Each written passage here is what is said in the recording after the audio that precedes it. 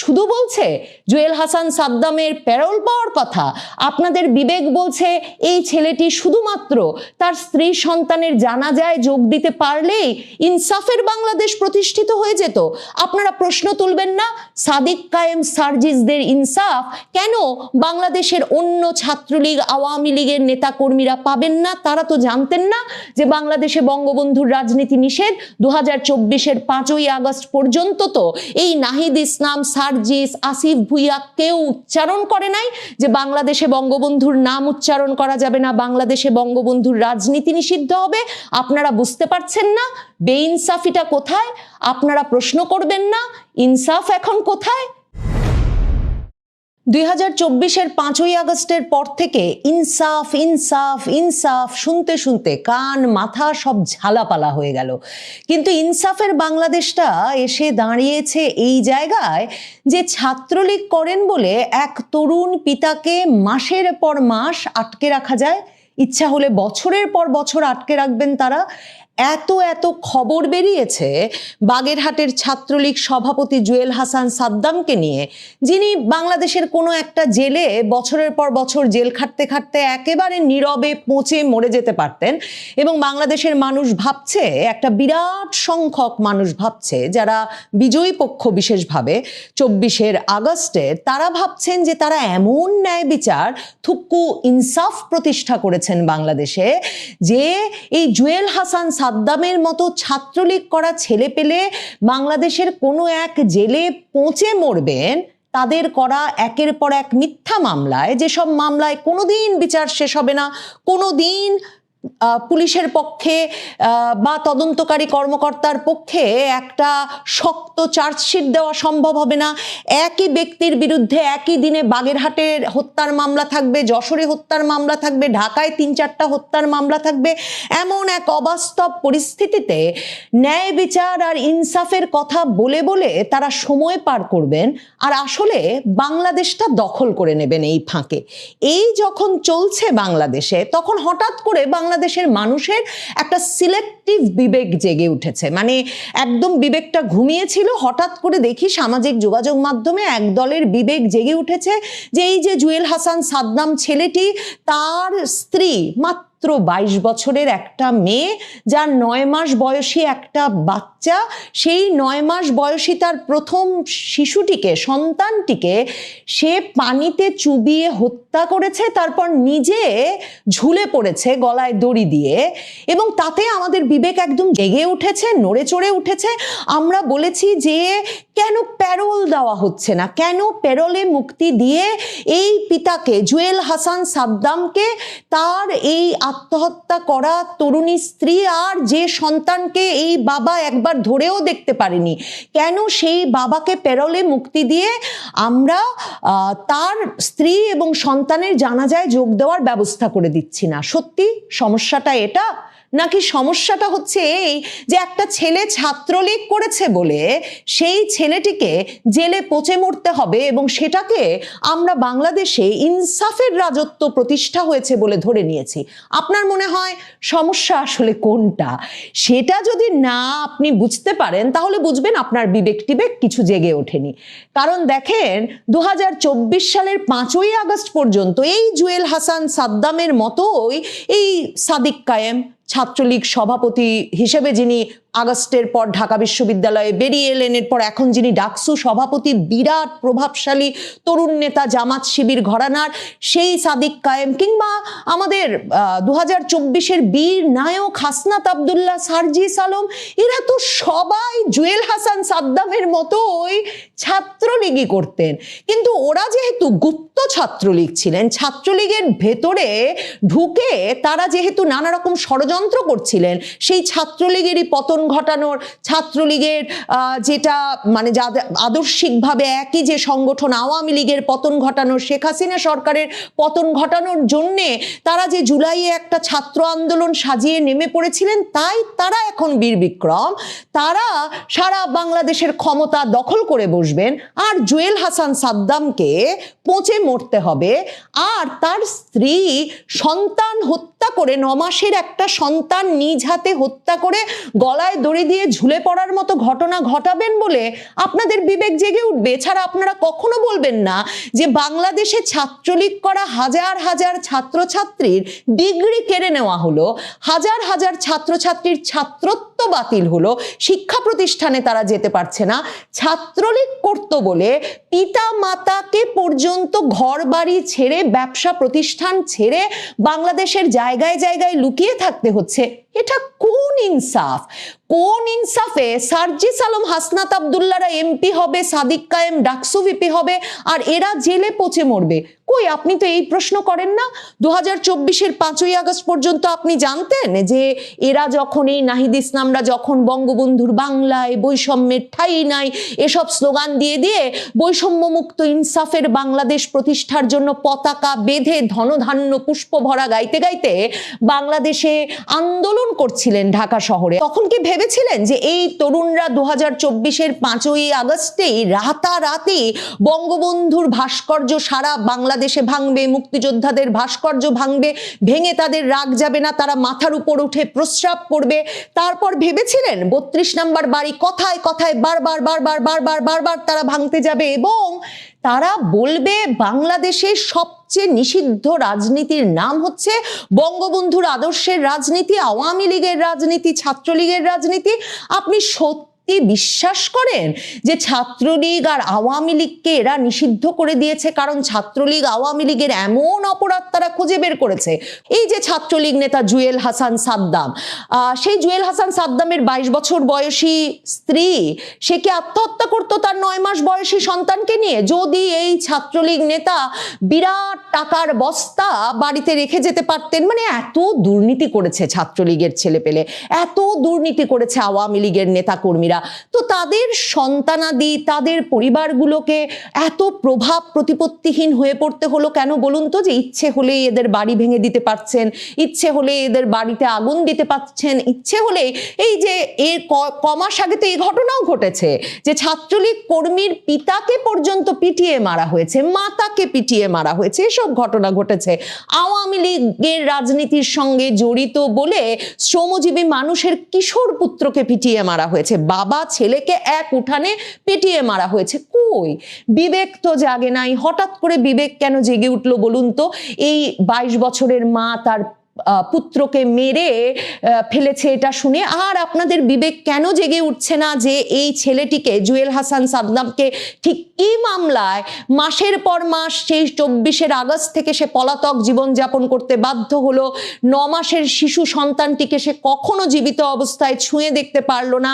Jail থেকে সে পরিবারের কাছে চিঠি লিখলো যে তার একটা মাত্র কষ্ট যে বাচ্চাটাকে এখনো সে ধরে দেখতে পারেনি। কই, আপনাদের বিবেক তো তাতে জেগে ওঠে না। এসব গল্প তো আপনারা শুনতে চান না। মনে করে দেখুন, বাংলাদেশের আইন উপদেষ্টা পদে বসে আছেন এমন এক আইনের প্রফেসর ডক্টর আসিফ নজরুল, বিরাট আইনজ্ঞ। তিনি নাকি আইনের এমন উন্নয়ন করেছেন, নিজেই জেলায় জেলায় গিয়ে ওই বক্তৃতা দেন যে জাতি নাকি যুগ যুগান্তর ধরে তাকে মনে রাখা উচিত। তো তিনি পুরো আওয়ামী লীগ আমল, জুয়েল হাসান সাদ্দাম বঙ্গবন্ধুর রাজনীতি করেছে, ছাত্রলীগ করেছে, এত বড় অন্যায় করেছে যে ওকে এখন পচে মরতে হবে সারাটা জীবন। বউ মরেছে, বাচ্চা মরেছে, তো কি হয়েছে? ছাত্রলীগ করার জন্য বাংলাদেশের জেলে পচে মরতে হবে। তো আসিফ নজরুল যে কথায় কথায় টক শোতে গিয়ে বিভিন্ন সময় ফেসবুকে মানে সুযোগ পেলেই লিখতেন যে বঙ্গবন্ধু তার যৌবনের এত এত বছর শুধুমাত্র জেলে কাটিয়েছেন, সেটা ভাবলেই নাকি তার বুকের মধ্যে নরম নদী উঠলে ওঠে, একদম এই বাক্য বলে। যে তার সন্তান শেখ কামাল বলতেন যে হাসু আপা, আমি কি তোমার বাবাকে বাবা ডাকতে পারি? এই যে প্রেমময়ী স্ত্রী ফজিলাতুন্নেসাকে রেখে এতদিন ধরে বঙ্গবন্ধু থাকতেন, বঙ্গবন্ধু কারাগারে কারাগারে ঘুরেছেন, এসব ভাবলেই নাকি শিলার মুখটা মনে পড়ে যায় আসিফ নজরুলের। কই, সেই আসিফ নজরুলের তো জুয়েল হাসান সাদ্দাম কিংবা কোনো তরুণ নেতা কর্মীর বিষয়ে এই যে মাসের মাস পর মাস ধরে এই জুলুম চলছে, সে তার তো কোনো বুকের ভেতর নরম নদী উঠলো না। আইন পড়ান, কিন্তু আইনের যে মৌলিক অধিকার যে আপনি কারাবন্দির বিরুদ্ধে সুনির্দিষ্ট অভিযোগ আনবেন, ভুয়া মিথ্যা মামলা দেবেন না, মামলা বাণিজ্য করবেন না, এবং যে জামিন পাওয়ার যোগ্য তাকে জামিন দেবেন, বিচারের মতো চলবে। এই আইন উপদেষ্টা, এই স্বরাষ্ট্র উপদেষ্টা জেলায় জেলায় ঘুরে বিচারপতিদের থেকে শুরু করে পুলিশ পর্যন্ত ধমকে আসেন যে কেউ যাতে জামিন না পায় তারা খেয়াল রাখছেন। হাইকোর্টে পর্যন্ত কোন কোন বিচারপতি জামিন দিয়ে দিচ্ছেন। তো এই ব্যক্তিদের আপনারা প্রশ্নের মুখোমুখি করবেন না। আপনারা প্রশ্নের মুখোমুখি করবেন না ডক্টর মোহাম্মদ ইউনূসকে, যিনি উড়ে এসে জুড়ে বসলেন যে শেখ হাসিনা তার উপর এত বড় অন্যায় করেছেন, তিনি একজন নোবেল বিজয়ী, তাকে 60 বছর বয়স হয়ে গেছে বলে কেন বাংলাদেশের একটা ব্যাংক থেকে ব্যাংকের প্রধানের পদ থেকে সরে দাঁড়াতে বলেছেন। তিনি সেই বেইনসাফির প্রতিশোধ নিতে এসে বাংলাদেশে যে এমন ভয়াবহ বেইনসাফি শুরু করেছেন, আপনারা প্রশ্ন তুলবেন না? আপনাদের বিবেক শুধু বলছে জুয়েল হাসান সাদ্দামের প্যারোল পাওয়ার কথা, আপনাদের বিবেক বলছে এই ছেলেটি শুধুমাত্র তার স্ত্রী সন্তানের জানাজায় যোগ দিতে পারলেই ইনসাফের বাংলাদেশ প্রতিষ্ঠিত হয়ে যেত। আপনারা প্রশ্ন তুলবেন না সাদিক কায়েম সার্জিসদের ইনসাফ কেন বাংলাদেশের অন্য ছাত্রলীগ আওয়ামী লীগের নেতাকর্মীরা পাবেন না? তারা তো জানতেন না যে বাংলাদেশে বঙ্গবন্ধুর রাজনীতি নিষেধ। 2024-এর 5ই আগস্ট পর্যন্ত তো এই নাহিদ ইসলাম, সার্জিস, আসিফ ভুইয়া কেউ উচ্চারণ করে নাই যে বাংলাদেশে বঙ্গবন্ধুর নাম উচ্চারণ করা যাবে না, বাংলাদেশে বঙ্গবন্ধুর রাজনীতি নিষিদ্ধ হবে। আপনারা বুঝতে পারছেন না বেইনসাফিটা কোথায়? আপনারা প্রশ্ন করবেন না ইনসাফ এখন কোথায়? তাহলে জুয়েল হাসান সাদ্দাম আর ওর মরা বউ আর ছেলের জন্যে প্লিজ মায়া কান্নাও। 17 মাস বাংলাদেশের রাজনীতিতে 17 মাস মানে একটা যুগ। দীর্ঘ নীরবতা ভেঙে সামনে আসবেন শেখ হাসিনা, এমনটাই আশা করছিলেন দলের নেতাকর্মীরা। 23 জানুয়ারি 2026, স্থান ভারতের নয়াদিল্লি। কূটনৈতিক এই শহরের এক গুরুত্বপূর্ণ স্থাপনা foreign correspondents club of south Asia. ঘর ভর্তি আন্তর্জাতিক সাংবাদিক, কূটনীতিক, বিশ্লেষক। আলোচনার শিরোনাম সেভ ডেমোক্রেসি ইন বাংলাদেশ। আলোচনার কেন্দ্রবিন্দুতে একটি প্রশ্ন, বাংলাদেশে আসলে কি হচ্ছে? আর এটিই ছিল 2024 সালের 5 আগস্টের পর ভারতের মাটিতে আওয়ামী লীগ নেতাদের প্রথম সংবাদ সম্মেলন। কিন্তু সবার অপেক্ষা ছিল একটি কণ্ঠের জন্য, একটি কণ্ঠ যাকে গত 17 মাস ধরে কেউ প্রকাশ্যে শোনেনি। হঠাৎ অডিও চালু হয়। বাংলাদেশ আজ এক গভীর অতল গহ্বরের কিনারায় দাঁড়িয়ে। মুহূর্তেই মিলনায়তন নিস্তব্ধ, চিরচেনা কণ্ঠস্বর।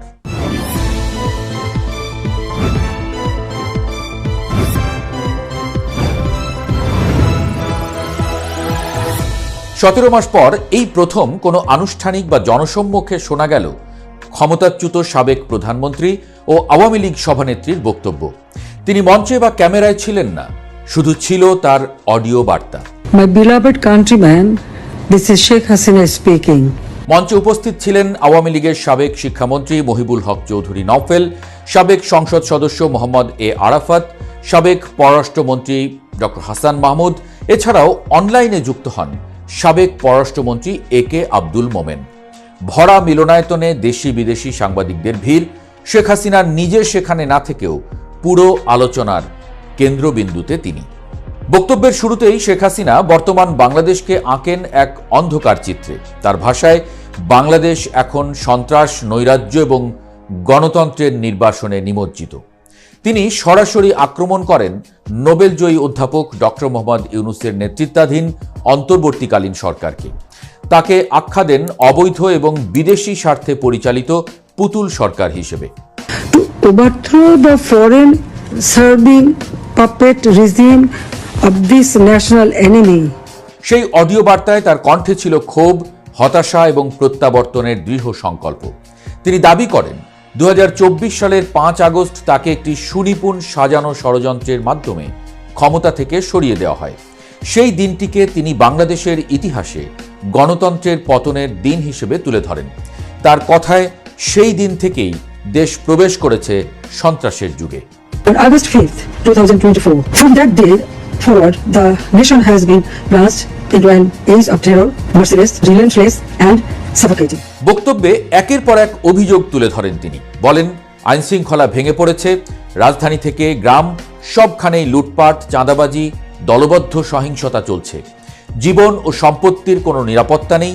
নারী ও সংখ্যালঘুদের উপর হামলা লাগামহীন। মানবাধিকার ধ্বংস হয়েছে, গণমাধ্যমের স্বাধীনতা নিভে গেছে। এই বক্তব্য শুধু রাজনৈতিক অভিযোগ ছিল না, এটি ছিল একটি আবেগী বর্ণনা, যেখানে তিনি মুক্তিযুদ্ধ, বঙ্গবন্ধু, সংবিধান সবকিছুকে বর্তমান সংকটের সঙ্গে যুক্ত করেন। তিনি বর্তমান পরিস্থিতিকে জাতির অস্তিত্বের লড়াই হিসেবে উপস্থাপন করেন। এরপর আসে বক্তব্যের সবচেয়ে গুরুত্বপূর্ণ অংশ, 5 দফা দাবি। এই 5 দফাকে তিনি বাংলাদেশের আরোগ্য পরিকল্পনা বলে আখ্যা দেন। অর্থাৎ তার মতে বাংলাদেশ এখন দুরারোগ্য ব্যাধিতে আক্রান্ত, আর এই 5 দফাই সেই রোগের চিকিৎসা। প্রথম দাবিতেই তিনি সরাসরি আঘাত করেন বর্তমান প্রশাসনের বৈধতায়। তিনি বলেন, অধ্যাপক ইউনূসের নেতৃত্বাধীন অন্তর্বর্তীকালীন সরকারকে অবিলম্বে অপসারণ করতে হবে। তার মতে এই সরকার বহাল থাকলে বাংলাদেশে কখনোই অবাধ ও সুষ্ঠু নির্বাচন সম্ভব নয়। দ্বিতীয় দাবিতে তিনি বলেন, সহিংসতা ও নৈরাজ্য বন্ধ করতে হবে। অর্থনৈতিক পুনরুদ্ধার, নাগরিক সেবা এবং রাষ্ট্রীয় স্থিতিশীলতার জন্য একটি অপরিহার্য বলে মন্তব্য করেন তিনি।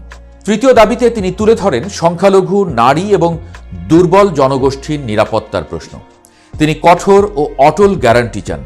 এই অংশে তার বক্তব্য আরও আবেগী হয়ে ওঠে, কারণ নারীর উপর সহিংসতার বিষয়টি তিনি বারবার উল্লেখ করেন। চতুর্থ দফায় তিনি বিচার বিভাগের স্বাধীনতা পুনঃপ্রতিষ্ঠার আহ্বান জানান। সাংবাদিক, আওয়ামী লীগ নেতাকর্মী এবং বিরোধীদের বিরুদ্ধে আইনকে অস্ত্র হিসেবে ব্যবহার বন্ধ করার দাবি তোলেন। তার ভাষায় বিচার বিভাগকে আবার মর্যাদাপূর্ণ এবং নিরপেক্ষ প্রতিষ্ঠানে পরিণত করতে হবে। পঞ্চম ও শেষ দাবিতে তিনি বিষয়টি আন্তর্জাতিক অঙ্গনে নিয়ে যান। গত 1 বছরে বাংলাদেশে ঘটে যাওয়া সহিংসতার ঘটনায় জাতিসংঘের তত্ত্বাবধানে একটি নিরপেক্ষ এবং স্বচ্ছ তদন্ত পরিচালনার আহ্বান জানান তিনি। এটি ছিল একটি আন্তর্জাতিকীকরণের কৌশল, যা সরাসরি বর্তমান সরকারের উপর বৈশ্বিক চাপ তৈরির চেষ্টা। এই 5 দফা ছিল শুধু রাজনৈতিক দাবি নয়, এটি একটি বিকল্প রাজনৈতিক রোডম্যাপ, যা সরাসরি বর্তমান অন্তর্বর্তীকালীন সরকারের বৈধতাকে প্রশ্নবিদ্ধ করে। বক্তব্যের বড় অংশ জুড়ে ছিল অধ্যাপক ইউনূসের বিরুদ্ধে তীব্র ব্যক্তিগত এবং রাজনৈতিক আক্রমণ। শেখ হাসিনা দাবি করেন, বর্তমান প্রশাসন জনগণের কণ্ঠস্বর শুনতে ব্যর্থ হয়েছে, দেশকে হুমকির মুখে ঠেলে বিদেশি শক্তির স্বার্থ রক্ষা করছে। তার ভাষায় বাংলাদেশের সার্বভৌমত্ব এবং সংবিধান ধ্বংসের পথে। একই সঙ্গে তিনি তার সমর্থকদের উদ্দেশ্যে একটি স্পষ্ট আহ্বান জানান, মুক্তিযুদ্ধের পক্ষের গণতান্ত্রিক, প্রগতিশীল এবং অসাম্প্রদায়িক শক্তিকে ঐক্যবদ্ধ হওয়ার ডাক দেন তিনি। তিনি বলেন, শহীদদের রক্তে লেখা সংবিধান পুনরুদ্ধার করতে হবে। শেখ হাসিনা আবারও আওয়ামী লীগকে বাংলাদেশের একমাত্র বৈধ গণতান্ত্রিক ঐতিহ্যের ধারক হিসেবে তুলে ধরেন। তার বক্তব্যে আওয়ামী লীগকে ইতিহাস, সংস্কৃতি এবং গণতন্ত্রের অবিচ্ছেদ্য অংশ হিসেবে উপস্থাপন করা হয়। তার দাবি, জনগণের সহায়তায় দলটি আবার ছিনিয়ে নেওয়া সমৃদ্ধ দেশ ফিরিয়ে আনবে। সামনে 12ই ফেব্রুয়ারি 2026-এর জাতীয় নির্বাচন। এই বক্তব্যের সময়টি অত্যন্ত গুরুত্বপূর্ণ এবং তাৎপর্যপূর্ণ। আওয়ামী লীগ নির্বাচনী প্রক্রিয়ার বাইরে, নেতৃত্ব নির্বাসনে, মাঠে রাজনৈতিক অস্থিরতা। ঠিক এই মুহূর্তে দিল্লিতে বিদেশি সাংবাদিকদের সামনে এই অডিও বার্তা একটি স্পষ্ট বার্তা দেয়, শেখ হাসিনা এখনও রাজনৈতিক খেলায় সক্রিয়। অডিও বার্তা ছিল একদিকে আন্তর্জাতিক সম্প্রদায়ের দৃষ্টি আকর্ষণের চেষ্টা, অন্যদিকে দলের নেতাকর্মীদের পুনরুজ্জীবিত করার আহ্বান। এটি ছিল নির্বাসন থেকে রাজনৈতিক কামব্যাকের একটি কৌশলগত ঘোষণা। প্রশ্ন হলো, এই কণ্ঠ কি বাংলাদেশের রাজনীতির গতিপথ বদলাতে পারবে, নাকি এটি থাকবে নির্বাসিত এক নেত্রীর প্রতিধ্বনি? উত্তর এখনো অজানা। কিন্তু 23 জানুয়ারি নয়াদিল্লিতে শোনা সেই অডিও বার্তায় একটি বিষয় স্পষ্ট, বাংলাদেশের রাজনীতির লড়াই এখন শুধু ঢাকার রাজপথে নয়, দিল্লির কূটনৈতিক হলরুমেও। জাতিসংঘের